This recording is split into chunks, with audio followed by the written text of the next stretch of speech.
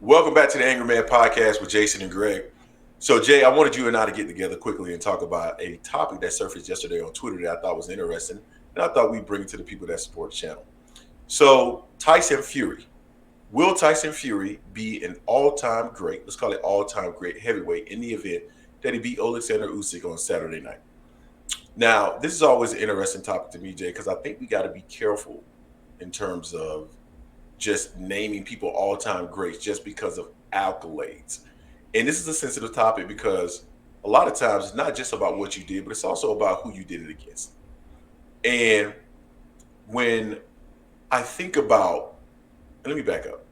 A lot of people give a lot of credence to being a champion, Jay. He was a champion. They beat all these champions. But just because you were a champion, that doesn't really mean that you were a good to great fighter. It could have been just the circumstances. It could have been, your promoter that positioned you in a way that got you an opportunity to become a champion. And then somebody who was truly a great fighter or good fighter came along and they were able to beat you. One name that comes to mind, Jay, when I think about this, and it always pops into my mind, is William Joppy. And I remember during the time when they had the super middleweight tournament and Tito Trinidad absolutely destroyed William Joppy. It was very clear to me that William Joppy was not a good fighter. He's not somebody, he held a middleweight championship, but he wasn't a good fighter. The two best fighters in that middleweight championship tournament were Tito Trinidad and Bernard Hopkins, and they proved that. So just because you have a title doesn't mean you're a great fighter. It's what you do over the stretch of your entire career and who you did it against. When you think about Sugar Ray Leonard and who he beat, Hagler, Hearns, Duran. When you think about who Hagler beat, Hearns, Duran. So Mike Tyson beat Holmes. Now some of these guys were past their prime, but Lennox Lewis beat Evander Holyfield, beat Mike Tyson, and so forth and so on. Like, there are recognizable names that we know to be great fighters, and that's who we want to see on your resume when we determine whether or not you're all-time great. So simply accomplishing a lot of accolades simply does not do it. You need to have beaten a number of fighters that other people are going to put in the Hall of Fame. So when I think about Tyson Fury, what other fighter has he beaten that's going to the Hall of Fame? Because I love Deontay Wilder, but I don't think Deontay Wilder going to the Hall of Fame. Vladimir Klitschko may already be in the Hall of Fame, and he beat Klitschko. What other heavyweight has he beaten that's going to be in the Hall of Fame? Maybe Usyk might get to the Hall of Fame, but right now he hasn't. And I think about fighters like Evander Holyfield. I think about fighters like Lennox Lewis, Mike Tyson in the heavyweight division. I know Mike and Lennox were undisputed. Can't remember if Evander was undisputed or not. But these were great heavyweights, and I struggle to believe that, or I struggle to put Tyson Fury in that class of heavyweights just simply because he became undisputed. So that's a great accomplishment. I believe he will be the first undisputed champion in the four-belt era in terms of heavyweights. But that's not enough for me to put him in my top fighters of all time, which I believe that's what it was on Twitter. And if I think about top 5 heavyweights, he's not there either. So those are my thoughts, Jay. What are yours? Yeah, like to me, don't get me wrong, he's talented. Whether you like him, love him, hate him, or whatever, he's talented. I give him his credit. He's talented. He's a really good boxer. I give him credit on that. Now, as far as Vladimir Klitschko only fought one more time. After that, he lost to AJ. And by the time he fought Tyson Fury, that was in 2015. Klitschko debuted in 96. It's 19 years and 19 when he fought Klitschko. That's not Tyson Fury's fault, but let's keep everything in perspective and context, proper context for everything at the stage when he fought fighters. I'm always big on what was the stage of that fighter when they fought. This not saying they don't have the skills to possibly be that, but they just didn't have the competition. They didn't have the names on their resume at the time to be listed as an all-time great. Will he go down as a top heavyweight? Yeah, because of his accomplishments right now. Compliments if he beats Usyk.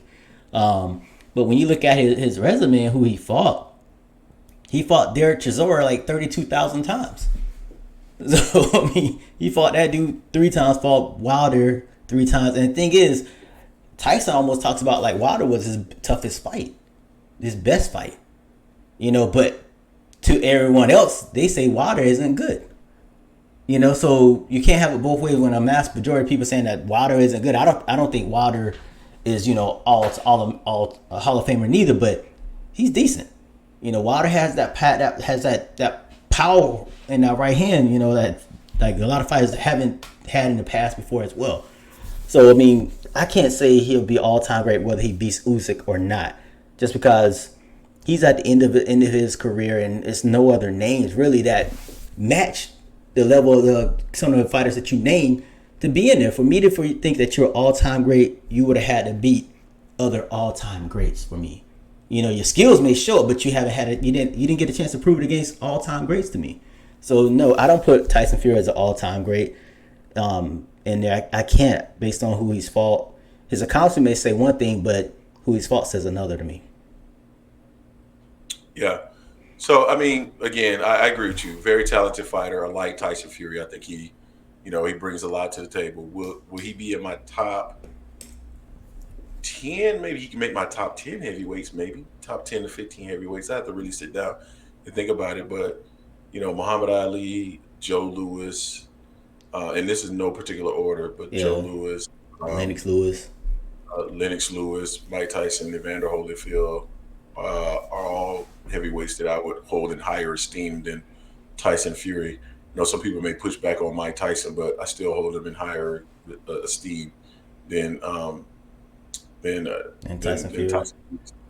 Yeah, I So it is mean, what it is. it's a lot that goes into looking at that. But I mean, we just basically you start to do fantasy fights at this point when a certain fighter hasn't had the all time great to rival him to put him on the upper echelon. So you have to do fantasy match and fights like that. Both styles makes fighters. We always talk about someone similar like Mike Tyson for example. People always said Mike Tyson could beat Ali. Mike Tyson himself said he couldn't beat Ali. So it was always that debate because Mike Tyson one of the most dominant, dynamic, explosive fighters that most of us have ever seen. The way he used to come in there and taking people out. My pushback on Tyson was the fact that I hate the fact that he didn't get a chance to fight Lennox or Evander a little bit early in his career to see what we could have really seen, to see how they would fare off on that point in time.